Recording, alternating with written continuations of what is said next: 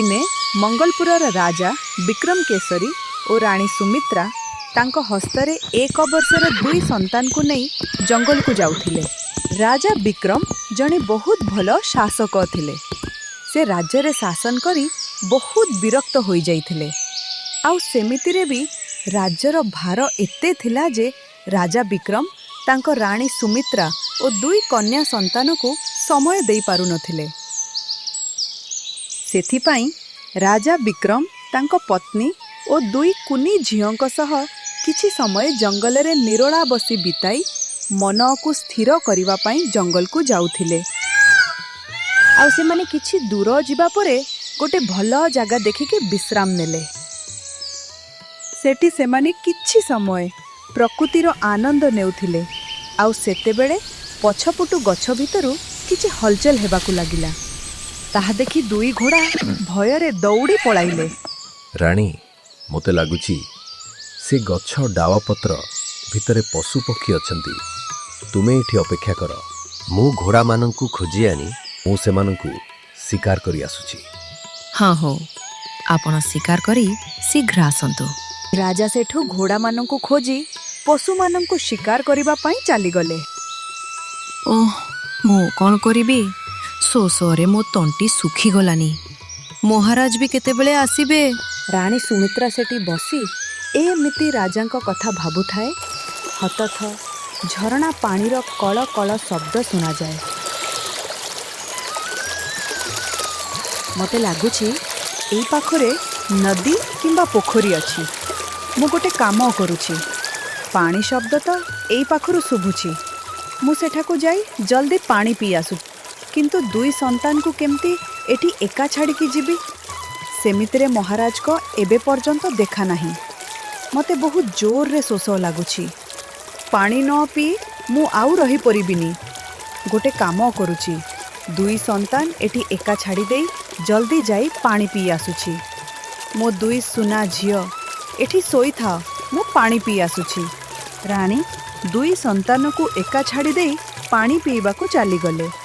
आउ सेठी 2 कुनी राजकुमारी सेमिति सोई थांती। आउ सेते बेले 2टी बिलुआ से रास्ता देई जाउथिले। आउ सेमाने 2 कुनी राजकुमारी को सोईथिबार देखिले। तेमा सेमानक पाखकु जाई कहिले, आज आमे 2 भाई भाबुथिलु आमे दुहे आजी भोकिला सोई थांतु। भगवान आम डाक शुणी नेले आजी मनुष्य मांस खाइकी बहुत मजा लागिबो।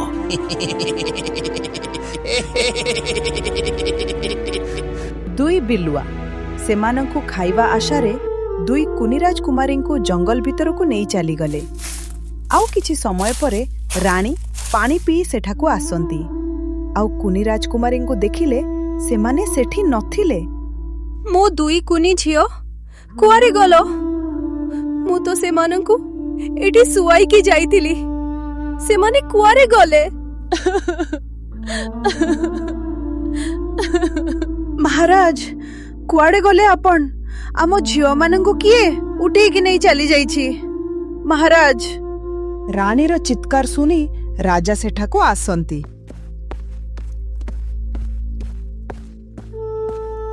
कौन हैला रानी, तुमे कौन पे कांदुच?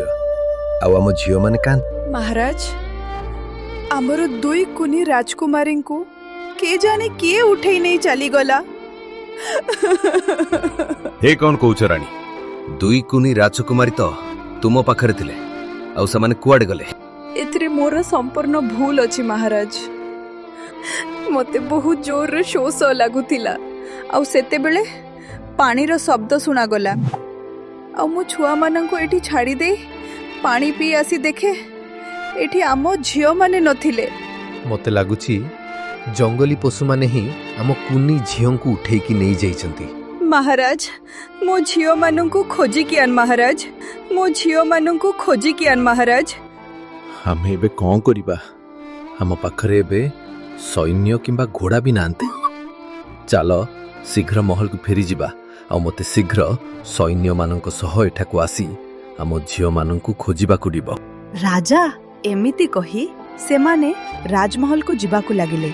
आउ सेपटे 2 बिलुआ मनीष मांस खाइबा आशारे ବହୁତ ଖୁସି ହେଉଥିଲେ।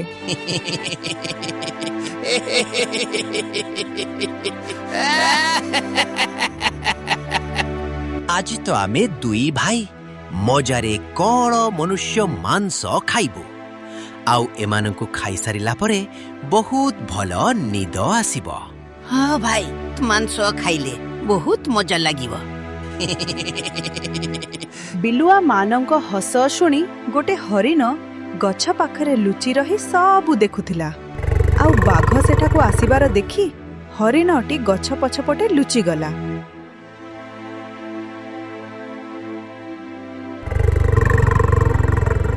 ଏ ଦୁଇ ଚତୁର ବିଲୁଆ ମତେ ନ କହି ଏକା ଏକା ମନୁଷ୍ୟ ମାଂସ ଖାଇଯିବାକୁ ବସିଛନ୍ତି। ମୋ ସହ ପୁଣି ଧୋକା। ମୁଁ ଆଜି ସେମାନଙ୍କୁ ଛାଡ଼ିବିନି। ବାଘ ଆସିବାର ଦେଖି ଦୁଇ ବିଲୁଆ ଦୌଡ଼ିବାକୁ ଲାଗିଲେ। ଆଉ ବାଘ ମଧ୍ୟ ରାଗି ଯାଇ ସେମାନଙ୍କ ପିଛା କଲା। ଆଉ ସେତେବେଳେ ଲୁଚି ରହିଥିବା ସେଇ ହରିଣଟି ଗଛ ପଛପଟୁ ବାହାରକୁ ଆସିଲା। ମତେ ଏମାନଙ୍କୁ ଏଠୁ ଜଲ୍ଦି ନେଇଯିବାକୁ ପଡ଼ିବ, ନହେଲେ ସେ ଦୁଇ ବିଲୁଆ ସେ ବାଘ ଆସି ଏ ଦୁଇ କୁନି ସୁନ୍ଦର ଛୋଟ ଝିଅମାନଙ୍କୁ ଖାଇଯିବେ। ମୁଁ ଯାଉଛି ଏମାନଙ୍କୁ ଏଠୁ ନେଇଯିବି। ହରିଣ ଏମିତି କହି ସେଠୁ ଦୁଇ କୁନି ରାଜକୁମାରୀକୁ ନେଇ ସେଠୁ ଚାଲିଗଲା।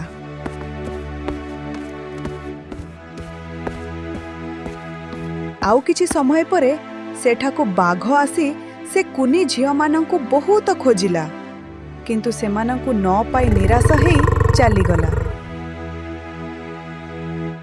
ଆଉ ସେପଟେ ରାଜା ବିକ୍ରମ ସୈନ୍ୟମାନଙ୍କ ସହ ଜଙ୍ଗଲକୁ ଆସି ତାଙ୍କ ଦୁଇ କୁନି ଝିଅଙ୍କୁ ଜଙ୍ଗଲରେ ବହୁତ ଖୋଜିଲେ।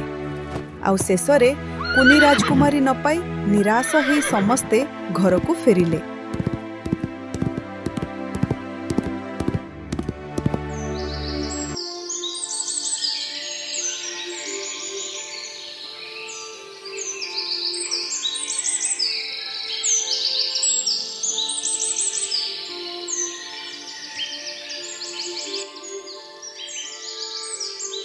हे भगवान, ମୁଁ ଯଦି ଠିକ୍ ସମୟରେ ସେଠାକୁ ଯାଇ ଏହି ଦୁଇ କୁନି ଝିଅକୁ ଆଣି ନଥାନ୍ତି ତାହେଲେ ବାଘ ଓ ବିଲୁଆ ଖାଇ ଯାଇଥାନ୍ତେ।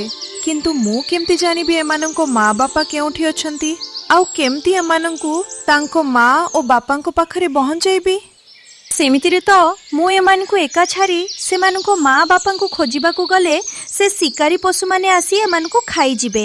ଆଉ ଏମାନଙ୍କୁ ବାହାରକୁ ନେଲେ ସେ ହିଂସ୍ର ପଶୁ ବାଘ ଓ ବିଲୁଆ ଏମାନଙ୍କୁ ଖାଇଯିବେ। ନାଇଁ ନାଇଁ, ମୁଁ ଏମାନଙ୍କୁ ବାହାରକୁ ନେବି ନାହିଁ। ଯେପର୍ଯ୍ୟନ୍ତ ଏମାନଙ୍କୁ ମା ବାପା ମୋତେ ମିଳିନାହାନ୍ତି ମୁଁ ହିଁ ଏମାନଙ୍କୁ ପାଳନ ଓ ପୋଷଣ କରିବି। ହରିଣ ଏମିତି କହି ସେହି ଦିନଠାରୁ ଦୁଇ ଝିଅଙ୍କୁ ନିଜ ଛୁଆ ପରି ପାଳନ ଓ ପୋଷଣ କରିବାକୁ ଲାଗେ। ଆଉ ହରିଣ ଦୁଇ ଝିଅଙ୍କୁ ତା କ୍ଷୀର ପିଇବାକୁ ଦିଏ। ଆଉ ଏମିତି କିଛି ଦିନ ବିତିଗଲା। ଆଉ ରାଜାରାଣୀ ଦୁଇ ଝିଅଙ୍କ ଅତୀତ ସବୁ କଥା ଭୁଲି ଯାଇଥିଲେ। ଆଉ ସେପଟେ ଦୁଇ କୁନି ଝିଅ ବି ବଡ଼ ହେଇଯାଇଥିଲେ। ଆଉ ମା ହରିଣ ଯାହା ବି ଜଙ୍ଗଲରୁ ଫଳ ଆଣିଦିଏ ସେମାନେ ମିଳିମିଶି ଖାଉଥିଲେ। ମା, ତୁମର କଣ ହେଇଛି ମା? ତୁମେ କଣ ପାଇଁ ମନ ଦୁଃଖରେ ଅଛ ମା? ତୁମ ମାନଙ୍କୁ କଣ କହିବି ଲୋ ମା, ମୁଁ ଦିନକୁ ଦିନ ବୃଦ୍ଧ ହଉଛି।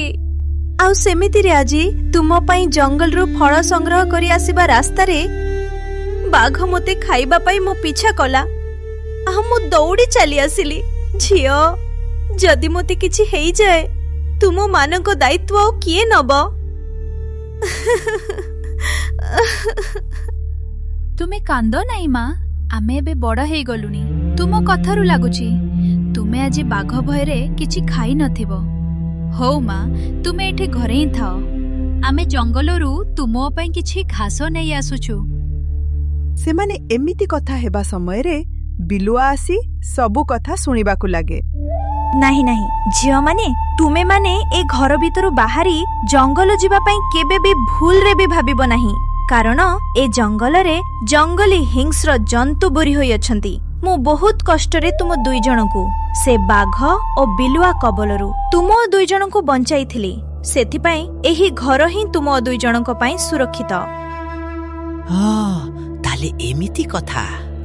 ଆମେ ଦୁଇ ଭାଇ ଯୋ ଦୁଇ କୁନି ଝିଅଙ୍କୁ ଚୋରି କରି ଆଣିଥିଲୁ, ତାହେଲେ ସେ ଝିଅମାନଙ୍କୁ ଆମଠାରୁ ଏହି ହରିଣଟି ଚୋରି କରି ନେଇ ଯାଇଥିଲା। ଏ କଥା ମୁଁ ଯାଇ ବାଘକୁ କହୁଛି।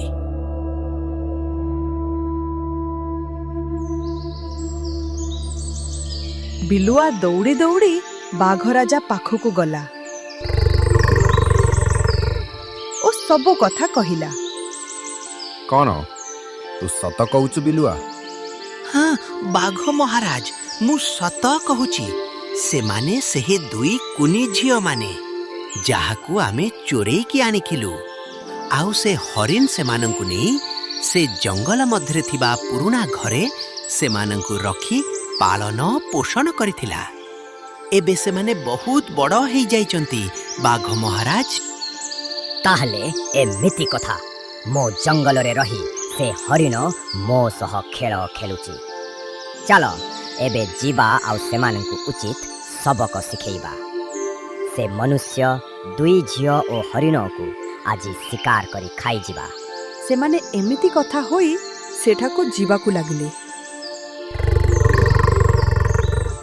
ଆଉ ଘର ବାହାରେ ବାଘର ଚିତ୍କାର ଶୁଣି ହରିଣ ବାହାରକୁ ଆସେ।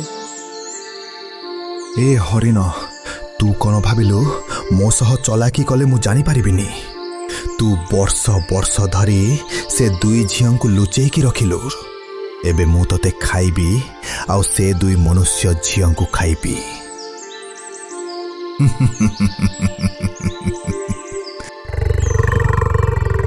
ବାଘ ହରିଣକୁ ଶିକାର କରିବା ସମୟରେ ଦୁଇ ଶିକାରୀ ବାଳକ ସେହି ରାସ୍ତା ଦେଇ ଶିକାର କରିବାକୁ ଯାଉଥିଲେ। ଆଉ ସେମାନଙ୍କୁ ଦେଖି ବାଘ ଓ ବିଲୁଆ ଦୌଡ଼ି ପଳାଇଲେ। ଆପଣମାନଙ୍କୁ ବହୁତ ଧନ୍ୟବାଦ। ଆପଣମାନଙ୍କ ଯୋଗୁଁ ମୁଁ ମୋ ଜୀବନ ରକ୍ଷା ପାଇଲି। ନହେଲେ ଆଜି ମୋତେ ବାଘ ଓ ବିଲୁଆ ମୋତେ ଖାଇଯାଇଥାନ୍ତେ। ଆଉ ତାପରେ ମୋ ଝିଅମାନଙ୍କର କ'ଣ ହେଇଥାନ୍ତା? ଆଉ ସେମାନଙ୍କର ଏ ଦୁନିଆରେ ମୋ ବିନା ଆଉ କିଏ ଅଛି କି ନାହିଁ ବି ଜାଣିନି। ତୁମ ଝିଅମାନଙ୍କ ପାଇଁ ଆଉ କିଏ କାହିଁକି ରହିବ? ତୁମେ ହିଁ ତ ତୁମ ଦୁଇ ଝିଅ ପାଇଁ ଯଥେଷ୍ଟ। ନାଇଁ ନାଇଁ, ମୋ ସହ ଦୁଇ ମନୁଷ୍ୟ ଝିଅ ରହୁଛନ୍ତି। ମୁଁ ତାଙ୍କ କଥା କହୁଛି। କଣ କହିଲ? ମନୁଷ୍ୟ ଝିଅ ଆଉ ତୁମ ପାଖରେ ଏଇ ଜଙ୍ଗଲରେ? ସେମାନଙ୍କ କଥା ଶୁଣି ହରିଣ ସବୁ କଥା ସେମାନଙ୍କୁ କହିଲା। ଆଉ ସେତେବେଳେ ଦୁଇ ରାଜକୁମାରୀ ସେମାନଙ୍କ କଥାବାର୍ତ୍ତା ଶୁଣି ବାହାରକୁ ଆସିଲେ। ଆପଣମାନଙ୍କୁ ବହୁତ ବହୁତ ଧନ୍ୟବାଦ। ଆପଣମାନଙ୍କ ପାଇଁ ମୋ ମା ଆଜି ଜୀବନ ବଞ୍ଚି ପାଇଛି। ଆପଣମାନଙ୍କ ଋଣ ଆମେ କେବେ ବି ଶୁଝି ପାରିବୁ ନାହିଁ। ନାହିଁ, ସେମିତି କିଛି କଥା ନାହିଁ। ଆମେ ସବୁଦିନ ପରି ଆଜି ବି ପକ୍ଷୀମାନଙ୍କୁ ଶିକାର କରିବାକୁ ଜଙ୍ଗଲକୁ ଆସିଥିଲୁ। ଆଉ ଆମେ ଏହି ରାସ୍ତା ଦେଇ ଯିବାବେଳେ ସେମାନେ ଆମକୁ ଦେଖି ଭୟରେ ଦୌଡ଼ି ପଳାଇଲେ। କିନ୍ତୁ ଆମ ଦୁଇ ଜଣକୁ ବିଶ୍ୱାସ ହେଉନି ହରିଣ, ତୁମେ ଏତେ ବର୍ଷ ଧରି ସେମାନଙ୍କୁ ଛୋଟରୁ ବଡ଼ କରିଛ। ତୁମେ ସତରେ ବହୁତ ଭଲ ହରିଣଟିଏ। ହଁ, ହଉ, ତାହେଲେ ଏବେ ଆମେ ଆସୁ।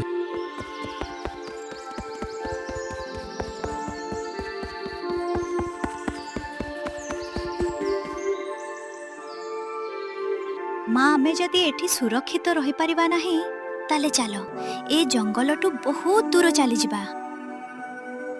ସେମାନେ ଏହିପରି ନିଷ୍ପତ୍ତି ନେଇ ରାତ୍ରିରେ ମା ଓ ଦୁଇ ଝିଅ ଚାଲି ଚାଲି ଯିବାକୁ ଲାଗିଲେ ଓ ଗୋଟେ ଗାଁରେ ପହଞ୍ଚିଲେ। ଆଉ ସେଠି ସେମାନେ ଗୋଟେ ଛୋଟ ଘର ତିଆରି କରି ରହିବାକୁ ଲାଗିଲେ।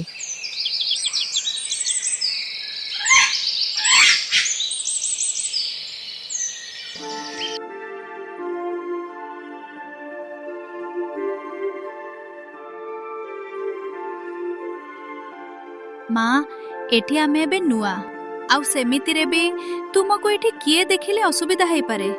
ସେଥିପାଇଁ ତୁମେ ଘରେ ରୁହ, ଆଉ ଆମେ ଦୁହେଁ ତୁମ ପାଇଁ ଘାସ ନେଇ ଆସୁଛୁ। ହଁ ହଉ, ଠିକ ଅଛି। ଦୁଇ ଭଉଣୀ ହରିଣ ପାଇଁ ଘାସ ଆଣି ଯିବା ରାସ୍ତାରେ ରାଜାଙ୍କ ସାନ ଭାଇ ଲୋକମାନଙ୍କ ଠାରୁ କର ଆଦାୟ କରିବା ପାଇଁ ଆସନ୍ତି। ସେ ବହୁତ ମନ୍ଦ ପ୍ରକୃତିର ଥିଲେ। ଇଏ ଦୁଇ ଝିଅ କିଏ? ମୁଁ ତ ଏମାନଙ୍କୁ ଏଠି କେବେ ବି ଦେଖି ନାହିଁ। ମହାରାଜ, ଏମାନେ ଏଠାକୁ ଏବେ ନୂଆ ରହିବାକୁ ଆସିଛନ୍ତି। ଆମେ ସେ କଥା ଜାଣିନାହୁଁ। ମୋତେ ଏବେ ତୁମମାନଙ୍କୁ କର ଦେବାକୁ ପଡ଼ିବ। ମହାରାଜ ଆମେ ଏବେ ଏଠାକୁ ନୂଆ ଆସିଛୁ। ଆମ ପାଖରେ ଆପଣଙ୍କୁ ଦେବା ପାଇଁ କିଛି ବି ନାହିଁ। ହଉ ତାହେଲେ ଆମେ ଆଉ କିଛି ଦିନ ଛାଡ଼ିକି ଆସୁଛୁ। ଆମକୁ ଯେମିତି ବି ହେଲେ ତୁମକୁ କର ଦେବାକୁ ପଡ଼ିବ। ରାଜାଙ୍କ ଭାଇ ଏମିତି କହି ସେମାନେ ସେଠାରୁ ଚାଲିଗଲେ। ଆଉ ସେହି ରାଜ୍ୟର ଲୋକଟି ସେହି ଦୁଇ ଭଉଣୀଙ୍କୁ ଏହି ରାଜ୍ୟର ସବୁ ନିୟମ ବିଷୟରେ ବୁଝେଇକି କହେ। ଆଉ ସେପଟେ ରାଜା ବିକ୍ରମ ଓ ରାଣୀ ସୁମିତ୍ରା ବଗିଚାରେ ବସିଥିଲେ। ଆଉ ସେତେବେଳେ ଗୋଟେ ଶୁଆ ଉଡ଼ି ଆସି ସେଠାରେ ବସେ। ୱାଓ କେତେ ସୁନ୍ଦର ରଙ୍ଗ ବିରଙ୍ଗର ଶୁଆଟିଏ। ମୁଁ ଆଗରୁ କେବେ ବି ଏମିତି ଶୁଆ ଦେଖି ନାହିଁ ମହାରାଜ। ରାଣୀଙ୍କ କଥା ଶୁଣି ରାଜା ଶୁଆଟିକୁ ଦେଖେ ଆଉ ମନ୍ତ୍ରୀକୁ ଡାକି ସେଇ ଶୁଆଟିକୁ ଧରିବାକୁ କହିଲେ। କିନ୍ତୁ ସେମାନେ ଶୁଆଟିକୁ ଧରିବା ଆଗରୁ ଶୁଆଟି ଉଡ଼ି ଜଙ୍ଗଲକୁ ଚାଲିଗଲା।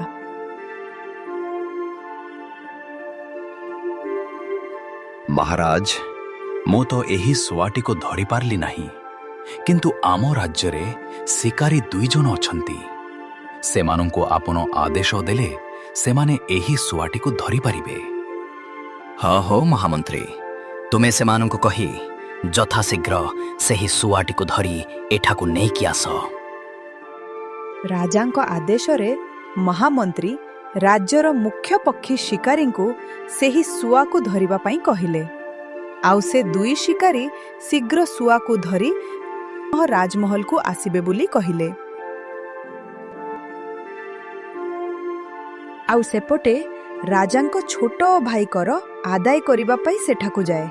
ମୋତେ ଏବେ କର ଆକାରରେ ଯାହା ବି ଅଛି ଦିଅ। ମହାରାଜ ଆମ ପାଖରେ ଏବେ କିଛି ବି ନାହିଁ ମହାରାଜ। ଏମାନେ ଏମିତି ବୁଝିବେ ନାହିଁ। ସୈନିକ ଏମାନଙ୍କ ଘରେ ଯାଇ ଦେଖ, ଆଉ ଯାହା ବି ମୂଲ୍ୟବାନ ଜିନିଷ ଅଛି ତାହା ଏଠାକୁ ନେଇକି ଆସ। ରାଜା ବିକ୍ରମଙ୍କ ଭାଇ ଇନ୍ଦ୍ରଜିତଙ୍କ କଥା ଶୁଣି ସୈନିକମାନେ ସେହି 2 ଝିଅଙ୍କ ଘରକୁ ଗଲେ। ଆଉ 2ଟି ସୁନା ଚେନ୍ ଖୋଜି ଆଣି ରାଜାଙ୍କୁ ଦେଖାଇଲେ। ଆରେ ଏ କ'ଣ ଆମ ଖାନଦାନୀ ଚେନ୍? ଏହି ଚେନ୍ ତ ଆମ ଖାନଦାନ ଚେନ୍। ଏହି ଝିଅ 2 ଜଣ ମୋ ଭାଇ ରାଜା ବିକ୍ରମଙ୍କ 2 ଝିଅ ନୁହନ୍ତି ତ, ଯାହାକୁ ଛୋଟ ସମୟରେ ବିଲୁଆ ଉଠେଇକି ନେଇଯାଇଥିଲା। ଏହି 2 ଜଣଙ୍କୁ ଦୁନିଆ ସାମ୍ନାରୁ ଲୁଚେଇବାକୁ ହବ। ହଁ ହଉ, ତୁମେମାନେ ଯଦି କର ନ ଦେଇପାରିବ, ତୁମମାନଙ୍କୁ ଆମ ସହ ରାଜମହଲ ଯିବାକୁ ହବ ଆଉ ସେଠି ତୁମେ କାମ କରିବ। କିନ୍ତୁ ଆଉ ଗୋଟେ କଥା, ଏହି ସୁନା ଚେନ୍ ବିଷୟରେ ଯେମିତି କିଏ ବି ନ ଜାଣେ। 2 ଭଉଣୀ ସେମାନଙ୍କ ସହ ରାଜମହଲ ଗଲେ ଆଉ ମହଲରେ ସବୁ କାମ କରିବାକୁ ଲାଗିଲେ।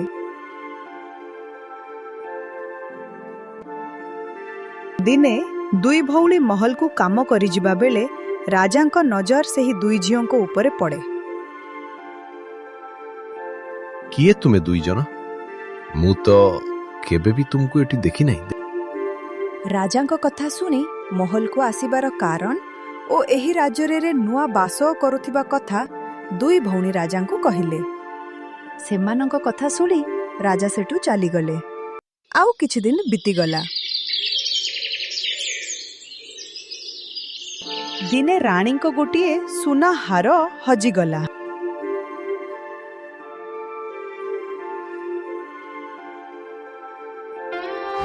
ମହାରାଜ ସେହି 2 ଝିଅ କାମ ସାରି ଘରକୁ ଫେରିବା ସମୟରେ କିଛି ଲୁଚେଇ ନେବାର ମୁଁ ଦେଖିଲି। ରାଜା ରାଗି ଯାଇ ସେହି ଝିଅକୁ ପାଖକୁ ଡାକନ୍ତି। ମୁଁ କ'ଣ ତୁମମାନଙ୍କୁ ଚୋରି କରିବା ପାଇଁ ଏଠି କାମରେ ରଖିଛି? ଯାଅ ସୈନିକ, ଏମାନେ ରହୁଥିବା ଘରକୁ ଭଲସେ ଦେଖିକି ଆସ। ରାଜାଙ୍କ ଆଦେଶରେ ସୈନ୍ୟ ସେଠାକୁ ଯାଇ ସିନ୍ଦୁକରେ ଥିବା ସୁନା ଅଳଙ୍କାର ସହ 2ଟି ମଣି ମଧ୍ୟ ସିନ୍ଦୁକରେ ଥିବାର ଦେଖିଲା।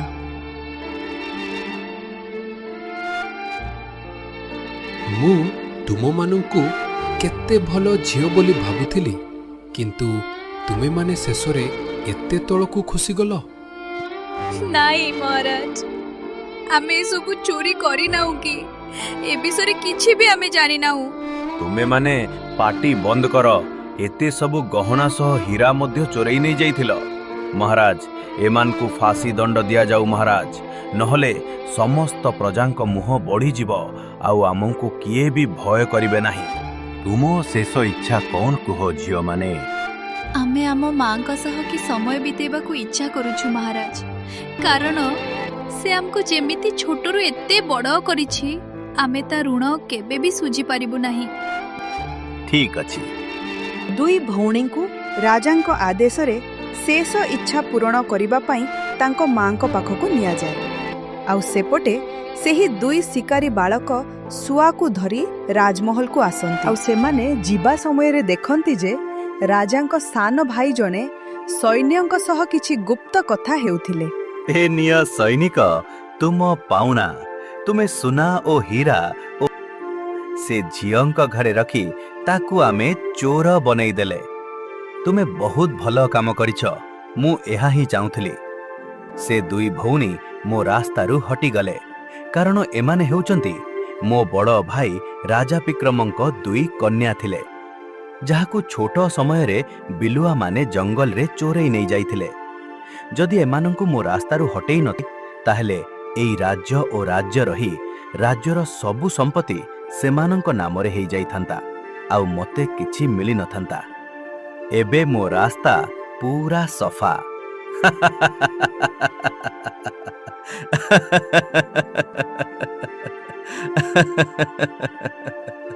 ସେ ଦୁଇ ଶିକାରୀ ବାଳକ ଏମାନଙ୍କ କଥା ଶୁଣିସାରିବା ପରେ ରାଜାଙ୍କ ପାଖକୁ ଯାଇ ଧରିଥିବା ଶୁଆଟିକୁ ରାଜାଙ୍କୁ ଦେଲେ। ଦୁଇ ଶିକାରୀ ବାଳକ, ତୁମେ ଏହି ଶୁଆକୁ ଧରିକି ମୋତେ ବହୁତ ଖୁସି କରିଦେଲ। କୁହ, ତୁମମାନଙ୍କୁ କ'ଣ ଦରକାର? ମହାରାଜ, ଆମମାନଙ୍କୁ ଅଧିକ କିଛି ଦରକାର ନାହିଁ, ଆମକୁ ନ୍ୟାୟ ଦରକାର ମହାରାଜ।